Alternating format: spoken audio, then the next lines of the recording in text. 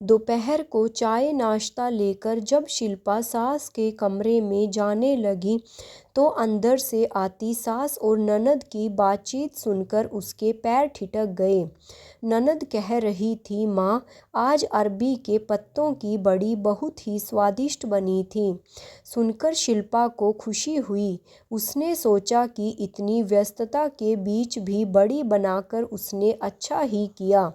दीदी को पसंद आ गई, उसकी मेहनत सफल हो गई। लेकिन इतने में ही सास का स्वर सुनाई दिया, तुझे तो पता है तेरे पापा को अरबी के पत्तों की बड़ी कितनी पसंद है, लेकिन यहाँ पर किसको तेरे पापा की या मेरी पसंद की पड़ी है। तेरी भाभी से इतना भी नहीं होता कि हमारी पसंद का ख्याल रख कर बीच बीच में बड़ी बना दिया करें। आज इस मौसम की पहली बार बड़ी बनी है, जबकि अरबी के पत्ते कब से बाजार में आ रहे हैं। अब हमारे लिए कौन बनाएगा बेटा, तुम लोग आए हो इसलिए बनी है।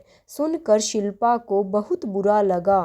असल में उसके सास और ससुर दोनों की तबीयत पिछले 2 सालों से खराब चल रही थी। उम्र का तकाजा था। सास की तबीयत तो पिछले 2 महीनों से ज़्यादा ही खराब थी। अनवरत भाग दौड़ के कारण शिल्पा खुद को काफ़ी थका हुआ महसूस कर रही थी। सास ससुर की सेवा, आने जाने वालों की आवभगत, घर के दैनिक काम, इन सब में उसका अंग अंग दुखने लगा था। फिर भी वह सुबह 6 बजे उठकर और जल्दी जल्दी काम निपटाती ताकि अपना फर्ज अच्छे से पूरा कर सके, किसी भी काम में कोई कमतरता न रहे। इसी जल्दी जल्दी के चक्कर में 10 दिन पहले सीढ़ियों से उतरते वक्त अचानक उसका पैर फिसल गया और उसके पैर में ज़बरदस्त मोच आ गई। डॉक्टर ने क्रेप बैंडेज बांध दिया और 3 हफ्ते तक आराम करने की सलाह दी। लेकिन घर में सास की तबीयत देखने आने जाने वाले लगे हुए थे, तो वो आराम कैसे करती। पैर को घसीट घसीट कर चलते हुए वो पूरे काम को अंजाम दे रही थी। 3 दिन से तो उसे बुखार भी है, क्रोसिन ले लेकर काम चला रही है। पैर में मोच आने से पहले जब वो बाजार में सब्जी लेने गई थी तो उसे अरबी के पत्ते दिखे भी थे, लेकिन अभी काम ज़्यादा है, कल लूँगी यह सोचकर उसने लिए नहीं थे और फिर पैर की चोट के कारण वो बाजार नहीं गई। पतिदेव और बच्चों को वो जो और जितनी सब्जी लाने बोलती वो लोग उतनी सब्जी ला देते, इसलिए वो अरबी के पत्तों की बड़ी नहीं बना पाई।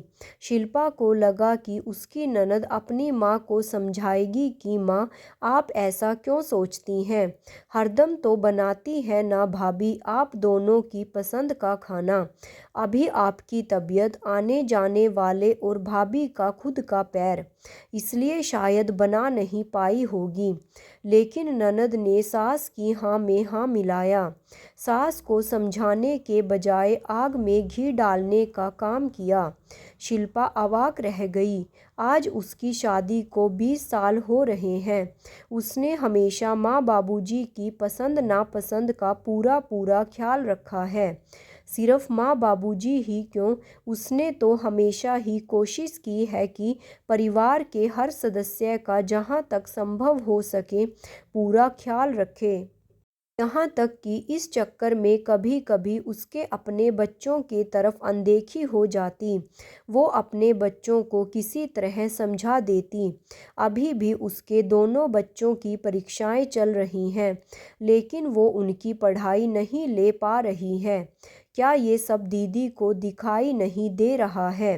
शाम को ननद किचन में आई और कहने लगी, भाभी तुमसे एक बात कहनी थी।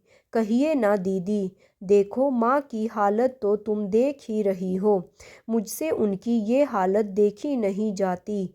वो क्या है कि मैं बेटी हूँ तो मेरा कुछ भी किया हुआ माँ को नहीं लगेगा, इसलिए तुम्हें कह रही हूँ। बोलिए ना दीदी क्या बात है। माँ के लिए मुझसे जो भी बन पड़ेगा मैं करूँगी। तुम माँ के कान में बोलो कि मैं 5 एकादशी के व्रत रखूँगी। हे भगवान आर या पार कर दे, मतलब मतलब ये कि हे भगवान, या तो आप इन्हें अच्छा कर दें या मुक्ति दे दें, मैं इनके लिए एकादशी के व्रत करूँगी। यह सब सुनकर उसे बहुत ही बुरा लगा। ऐसा नहीं है कि उसे व्रत करने में कोई ऐतराज था, वो तो हर किसी के सुख दुख में काम आना चाहती थी। फिर ये तो उसकी अपनी सास है, अपनी सास के लिए तो वो हरदम कुछ भी करने को तैयार है, कितने भी व्रत करने को तैयार है। लेकिन जब ननद ने व्रत करने को कहा तो उसे बुरा लगा। उसे दुख इस बात का हुआ कि ननद को दिख रहा है पैर की मोच और बुखार होने के बावजूद मैं दिन रात काम में जुटी हुई हूँ। ऐसे में दीदी को मेरी तकलीफ दिखाई नहीं दी। काम में हाथ बंटाना तो दूर की बात, ऊपर से व्रत। खैर ननद को बुरा ना लगे इसलिए उसने सास के कान में कह दिया। ससुराल जाते जाते ननद उसके गले लगकर खूब रोई और कहने लगी, भाभी कभी कभी बाबूजी के लिए अरबी के पत्तों की बड़ी बना दिया करो। यह वाक्य उन्होंने कुछ इस अंदाज में कहा कि शिल्पा को लगा कि किसी ने उसके गाल पर करारा तमाचा मारा हो। उसे अपनी सालों की मेहनत मिट्टी में मिलती नजर आई। जिस ननद को वह ननद कम सहेली समझती थी, अपने मन की हर बात जिससे शेयर करती थी, वो ही ननद माँ बाप के प्यार में इतनी अंधी हो जाएगी कि उन्हें सच्चाई भी नजर नहीं आएगी। यह उसने सपने में भी नहीं सोचा था। शिल्पा ने हमेशा परिवार की खुशी को ही अपनी खुशी माना। शादी के बाद 20 सालों से अपना तन मन धन सब कुछ परिवार के लिए न्योछावर कर दिया। उसका ये सिला। वो सोचने लगी, क्या भाभी इंसान नहीं होती हैं? क्या वास्तव में भाभी एक ऐसा प्राणी होती है जो मशीन से भी बदतर होती है? क्योंकि मशीन भी जब ज़्यादा चलने से गर्म हो जाती है तो उसे ठंडा करने के लिए आराम देना ज़रूरी हो जाता है।